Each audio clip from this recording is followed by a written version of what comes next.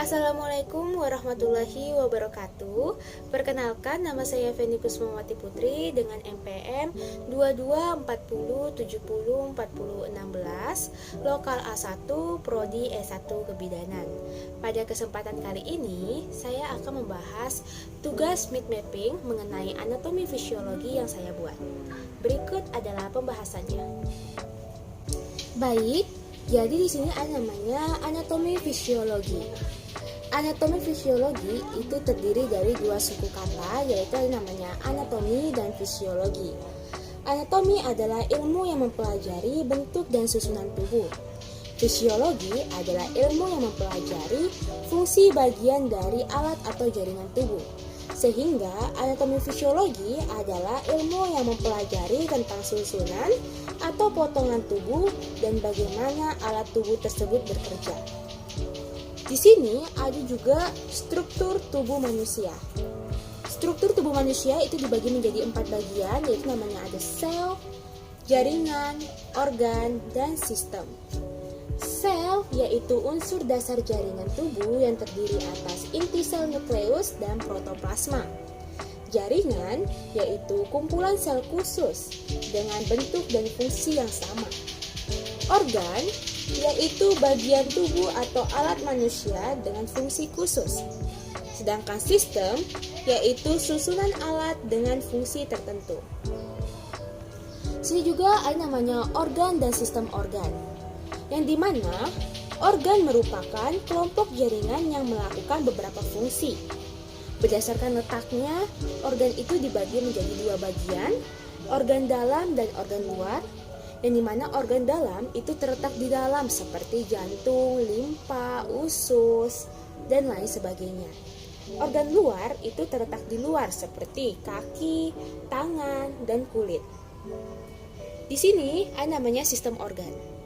Sistem organ adalah kelompok organ yang bekerja sama membentuk suatu fungsi yang dapat berkesinambungan. Pada sistem organ pada manusia itu terbagi menjadi beberapa macam. Ada namanya sistem saraf, sistem pencernaan, sistem urogenital, sistem ekskresi, sistem kardiovaskuler, sistem endokrin, sistem reproduksi, sistem indera, sistem imunitas, serta sistem pernafasan. Di sini saya akan membahas sistem reproduksi. Sistem reproduksi merupakan sistem yang berfungsi untuk mendukung perkembangan pada manusia atau sistem yang mendukung berkembang biak. Dan di mana sistem reproduksi itu pada manusia dibagi menjadi 2 bagian, di mana sistem reproduksi pada laki-laki dan sistem reproduksi pada perempuan. Sistem reproduksi pada laki-laki itu terbagi menjadi bagian internal dan eksternal. Bagian internalnya atau bagian yang tidak bisa dilihat oleh kasat mata itu terdiri dari testis, kelenjar aksesoris, dan juga tubulus atau saluran. Sedangkan bagian eksternal atau bagian yang bisa dilihat oleh kasat mata itu seperti penis, skrotum, dan uretra. Penis yang dimana merupakan yang terdiri dari 3 jaringan massa silindris, yaitu terdiri dari 2 capora cephalosa yang dipisahkan oleh septum dan terletak di dorsal, dan 1 capora sphogniosum yang mengelilingi uretra dan terletak di ventral. Penis ini berfungsi sebagai ereksi, ejakulasi, dan miksi. Sedangkan yang kedua ada namanya uretra. Uretra merupakan saluran muara terakhir dari sistem reproduksi. Uretra pada sistem reproduksi pada laki-laki ini berfungsi sebagai saluran kemih dan juga saluran sperma. Setelah itu juga ada namanya skrotum. Skrotum ini merupakan kulit yang menggantung di luar rongga perut dan letaknya antara kaki dan dorsal penis. Skrotum itu terdiri dari 2 kantung, yang dimana masing-masing kantungnya terdiri dari testis, epididymis, dan juga cauda funiculus spermaticus. Kalau misalkan pada sistem internal, organ reproduksi internal, yang dimana ada namanya testis. Testis ini berbentuk seperti telur yang berukuran 4x3 cm, yang dimana di testis itu terdapatnya 250 sampai 300 lobulus, dan di lobulus tersebut terdapatnya 1 sampai 4 tubulus tubulus seminiferus, yang dimana tubulus seminiferus ini berfungsi sebagai tempat untuk memproduksi sperma. Setelah itu juga ada namanya epididymis. Jadi di salurannya itu ada namanya epididymis dan juga vas deferens atau ductus deferens.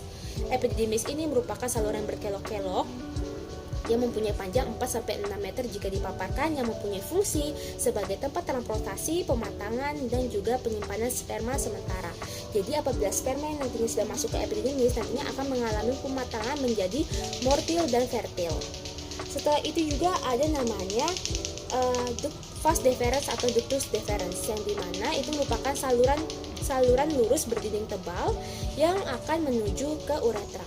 Jadi nantinya sperma yang sudah dimasukkan ke epididymis nantinya sudah matang akan dilanjutkan ke ductus deferens atau vas deferens dan nantinya akan menuju ke uretra. Setelah itu, di sini pada sistem reproduksi pada laki-laki ada namanya spermatogenesis. Spermatogenesis ini merupakan proses pembuatan sperma. Nah, jadi kalau misalkan pada sistem reproduksi laki-laki, proses pembuatan sperma itu dinamakan spermatogenesis. Setelah itu juga namanya sistem reproduksi pada perempuan. Nah, sistem reproduksi pada perempuan juga itu dibagi menjadi dua bagian, yaitu adalah internal dan eksternal.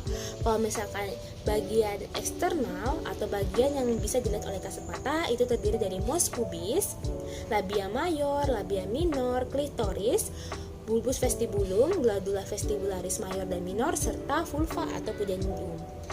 Dan kalau misalkan bagian internalnya itu sering disebut dengan ada namanya ovarium, tuba fallopi, vagina, dan juga uterus atau rahim. Pada sistem reproduksi pada perempuan, di sini juga ada namanya proses pembuatan sel telur yang sering dinamakan seperti proses oogenesis. Jadi proses pembuatan sel telur pada perempuan disebut dengan oogenesis. Nah, setelah itu pada perempuan juga terdapatnya siklus menstruasi. Nah, kalau misalkan pada siklus menstruasi pada perempuan itu dipengaruhi oleh 4 fase, yaitu adalah fase menstruasi, praovulasi atau folikuler, fase ovulasi, dan yang terakhir adalah fase pasca ovulasi atau luteal. Nah, di sini pada sistem reproduksi pada manusia, baik laki-laki dan perempuan, ada hormon-hormon yang mempengaruhinya. Pada sistem reproduksi pada laki-laki, hormon yang mempengaruhinya itu namanya hormon testosteron. Sedangkan pada perempuan ada beberapa hormon yang mempengaruhinya. Yang pertama namanya hormon progesteron, estrogen, FSH, dan LH. Hormon progesteron dan estrogen itu diproduksi di ovarium. Ya, jadi hormon progesteron dan estrogen itu terdapat di ovarium, sedangkan hormon FSH dan LH itu terdapat di otak, tepatnya di kelenjar hipofisis. Hormon progesteron ini berfungsi untuk mempertahankan dinding rahim pada perempuan. Hormon estrogen itu berfungsi untuk menebalkan dinding rahim. Sedangkan hormon FSH itu berfungsi untuk memicu memicu pematangan folikel atau memicu perkembangan pada folikel dan mengeluarkan sekresi estrogen. Sedangkan LH itu berfungsi untuk memicu ovulasi dan sekresi dari progesteron. Sekian penjelasan saya mengenai mid mapping anatomi fisiologi pada manusia yang saya buat. Kurang lebihnya saya mohon maaf. Apabila ada kesalahan kata saya juga mohon maaf. Saya akhiri. Wabillahi taufiq walhidayah. Wassalamualaikum warahmatullahi wabarakatuh.